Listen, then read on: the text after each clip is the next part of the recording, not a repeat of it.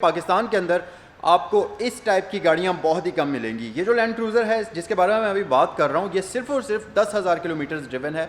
और मज़े की बात ये कि ये जो 10,000 किलोमीटर चली हुई है इसको टोटल जापान के अंदर ही चलाया गया है। पाकिस्तान के अंदर इस गाड़ी को बिल्कुल ड्राइव नहीं किया गया।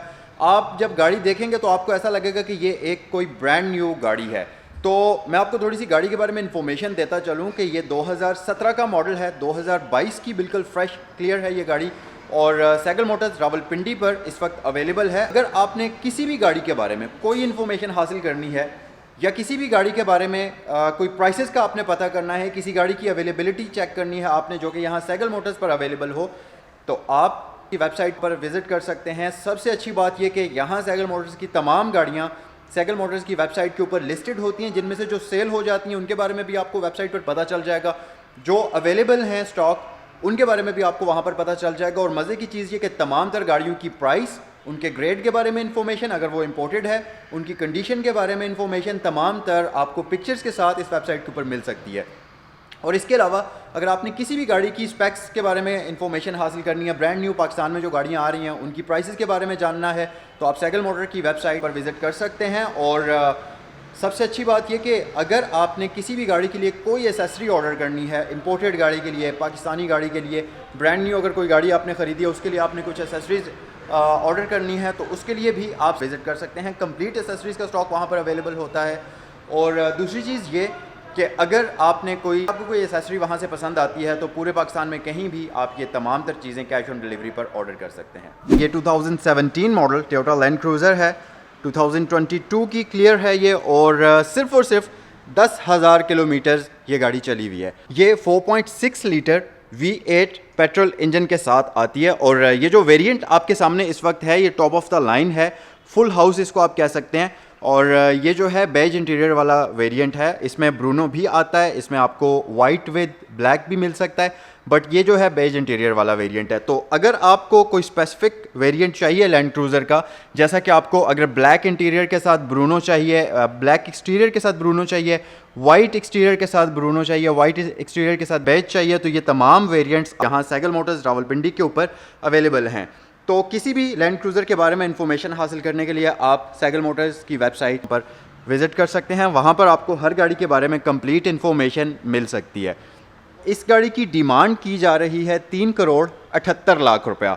4.5 ग्रेड की गाड़ी है, सिर्फ और सिर्फ 10,000 किलोमीटर, सिर्फ और सिर्फ 10,000 किलोमीटर ड्रिवन है। और कंप्लीट इस गाड़ी की जो एक्सटीरियर और इंटीरियर की कंडीशन है ये टोटल जेन्युइन है, कोई एक सिंगल स्क्रैच भी आपको इस गाड़ी के ऊपर नज़र नहीं आएगा। गाड़ी को आपको स्टार्ट करके दिखाते हैं। और अभी आपने ये चीज़ नोटिस की होगी, इस गाड़ी की जो लाइट्स हैं, गाड़ी की जो हेडलैम्प्स हैं, उनके अंदर आपको ऑटो लेवलिंग डिवाइस भी मिलती है। अगर आप इसके हेडलैम्प्स देखें तो यहाँ पर आपको कंप्लीट प्रोजेक्टर लाइट्स दी जाती हैं लो बीम और हाई बीम के लिए, और LED प्रोजेक्टर लैंप्स इसमें आपको दिए जाते हैं, जिनकी लुक बहुत ही खूबसूरत है, बड़ी ही एग्रेसिव किस्म की है। बाकी ग्रिल इस गाड़ी की अगर आप फ्रंट साइड से देखें तो ये कंप्लीट क्रोम ग्रिल है, और ये जो इसका लोगो है इसके अंदर इसका रडार होता है, उसका कंप्लीट सेटअप है जो कि एडेप्टिव क्रूज़ कंट्रोल के लिए काम आता है। और नीचे अगर आप देखें तो आपको इस गाड़ी के अंदर फ्रंट व्यू कैमरा का ऑप्शन भी मिल जाता है। और ये वाला जो वेरिएंट है इसके अंदर आपको 4 कैमराज मिलेंगे, जिसमें एक कैमरा इसके फ्रंट पर है, 2 कैमराज इसके जो विंग मिरर हैं, जो कि इसके साइड व्यू मिरर्स होते हैं, इनके ऊपर हैं, और एक कैमरा इसकी रियर साइड पर है। तो कंप्लीट आपको ये पैनारामा बर्ड व्यू का जो एंगल है वो प्रोवाइड करती है इसकी स्क्रीन के अंदर। इस गाड़ी को मॉडलिस्टा की बॉडी किट लगी हुई है, तो ये आपको चीज़ें इसमें बाद में लगवाने की ज़रूरत नहीं है। अगर साइड पर आ जाएं तो इस गाड़ी के अंदर 20 इंचेस के व्हील्स हैं सिल्वर और ग्रे कलर के कॉम्बिनेशन में, और आपको हाइट कंट्रोल वाले सस्पेंशन दिए जाते हैं, यानी कि एयरमैटिक सस्पेंशन इस गाड़ी के अंदर आते हैं, क्योंकि ये वेरिएंट टोयोटा लैंड क्रूज़र का ZX है, top of the line variant होता है ये वाला। इसके ड्राइवर डोर की कंडीशन देख सकते हैं, और साथ ही साथ मैं आपको इसके इंटीरियर की एक क्विक सी लुक दे देता हूँ। परफेक्ट कंडीशन में इस गाड़ी का इंटीरियर है, एक चीज़ 100% ओके कंडीशन में है। गाड़ी के अंदर आपको मेमोरी सीट्स का ऑप्शन मिलता है, तो 3 डिफरेंट सेटिंग्स के अंदर आप इसकी सीट्स को मेमोरी पर एडजस्ट करके रख सकते हैं। बाकी इसका जो डोर है बड़ा ही प्रीमियम है, ऊपर आपको सॉफ्ट एक मटेरियल मिल जाता है, नीचे आपको यहाँ पर लेदर का यूज़ मिलेगा, यहाँ पर भी लेदर है, और यहाँ पर आपको हार्ड प्लास्टिक मिल जाती है। उसके अलावा अगर आप नीचे आ जाएँ तो इस पर आपको वार्निंग लाइट का ऑप्शन भी दिया गया है, जो कि प्रॉपरली LED के अंदर ही है, कि जो पिलर के ऊपर कर्टन होता है उसको आप यहाँ से ऑन या ऑफ़ कर सकते हैं, आपकी अपनी चॉइस पर डिपेंड करता है। उसके अलावा यहाँ पर आपको जो है इसके हेडलाइट वॉशर्स के लिए बटन दिया गया है, यहाँ पर पार्किंग सेंसर्स ऑन ऑफ का बटन है, ऑटो हेडलैम्प्स ऑन ऑफ का बटन है। बेसिकली ऑटो हेडलैम्प्स नहीं है, लैंड क्रूज़र के अंदर प्रॉपर एडाप्टिव लाइट्स का ऑप्शन आता है जो कि हाई बीम्स को खुद ही लो के अंदर कन्वर्ट कर देता है जब सामने से गाड़ी आती है, तो ये उसको आप ऑन या ऑफ कर सकते हैं। उसके अलावा साइड व्यू मिरर्स के कंट्रोल्स यहाँ पर आपको दिए गए हैं, बहुत प्रीमियम है। जब आप इसको टच करते हैं तो इसकी फील बड़ी ही मज़ेदार किस्म की है।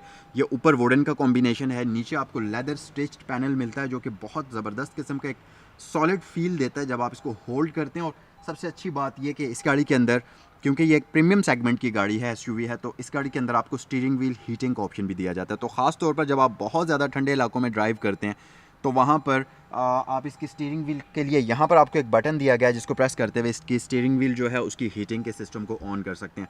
तो कुछ इस तरह से ये आपको वेलकम करता है। जब आप इसके इलेक्ट्रॉनिक्स को ऑन करेंगे तो सबसे पहले स्टीयरिंग व्हील अपनी मतलूबा जगह के ऊपर आ जाएगा जिस पर आपने इसको सेट किया होगा, और फिर जब हम इलेक्ट्रॉनिक्स को ऑन करेंगे तो कुछ इस तरीके से ये ग्लो करता है और इंस्ट्रूमेंट क्लस्टर बहुत ही ज़बरदस्त किस्म का बड़ा खूबसूरत एक व्यू आपको प्रोवाइड करता है। माइलेज के बारे में मैं आपको ऑलरेडी बता चुका था। वैसे रियल जो इसके माइलेज हैं वो 11,433 किलोमीटर्स हैं। तो अच्छा, बाकी एयरबैग यहाँ पर भी मौजूद है और यहाँ इसके पिलर्स के ऊपर भी मौजूद है। तो सेफ्टी फीचर्स के लिहाज से इस गाड़ी के अंदर बहुत सारी चीज़ें हैं।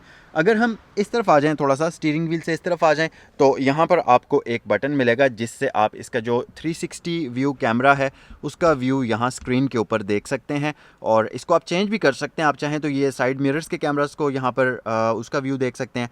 आप चाहें तो यहाँ से इसको ऑफ़ कर सकते हैं इस बटन से, या आप जो 360 व्यू है कंप्लीट उसका व्यू भी यहाँ पर देख सकते हैं। तो ये बटन जो है डिफरेंट कैमरास के एंगल्स को यहाँ पर स्क्रीन के ऊपर शो करता है। उसके अलावा यहाँ अगर आप नीचे आएँ तो आपको anti collision system on off का ऑप्शन मिलता है, और जब आप इस बटन को प्रेस करते हैं तो ये यहाँ पर स्क्रीन के ऊपर आपको शो करेगा कि आप कितने डिस्टेंस पर वार्निंग चाहते हैं, ज़्यादा डिस्टेंस पर इसको रखना चाहते हैं या इसको आप कम डिस्टेंस पर रखना चाहते हैं। वो आपकी अपनी चॉइस पर डिपेंड करता है।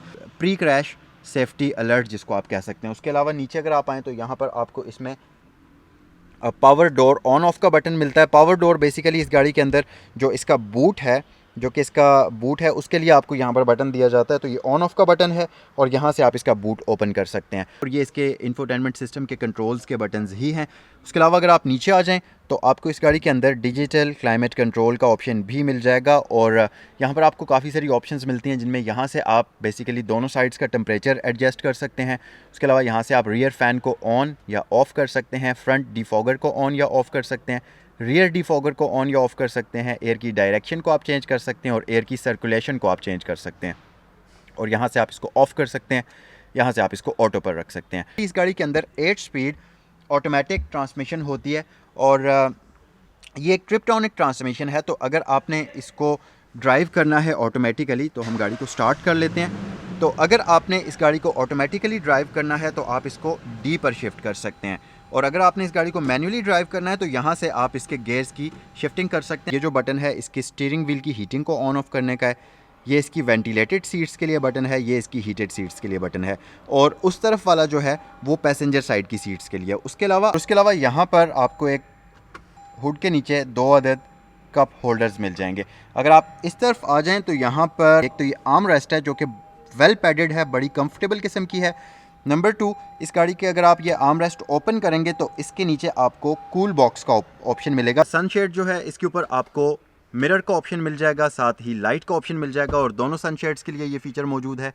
ये वाला जो मिरर है ये ऑटोमेटिक डिमिंग के साथ आता है, या इलेक्ट्रिकल क्रोमेटिक मिरर आप इसको कह सकते हैं। बाकी यहाँ ऊपर आपको एक सनरूफ मिलता है जिसके लिए कंट्रोल्स यहाँ पर दिए गए हैं। आप यहाँ से इसको ओपन या क्लोज़ कर सकते हैं, और साथ ही यहाँ से आप इसको टिल्ट कर सकते हैं। उसके अलावा यहाँ पर आपको सनग्लास होल्डर मिलता है, और रियर पैसेंजर्स के लिए भी आपको इसमें 2 जोन क्लाइमेट कंट्रोल दिया जाता है। तो बेसिकली अगर आप इसका क्लाइमेट कंट्रोल देखें तो इसमें टोटल 4 जोन्स आपको डिफरेंटली दिए जाते हैं जो कि अपनी मर्ज़ी से जो पैसेंजर्स हैं उनको कंट्रोल कर सकते हैं। एक और चीज़ आप देखेंगे, इसकी सीट्स के नीचे आपको एम्बियंस लाइट मिलती है जो कि रात के टाइम बहुत ही खूबसूरत एक व्यू प्रोवाइड करती है। यहाँ पर अगर आप देखें तो ये कंप्लीट रियर क्लाइमेट कंट्रोल आपको इसमें अलग से दिया गया है, और ये भी प्रॉपरली डिजिटल है।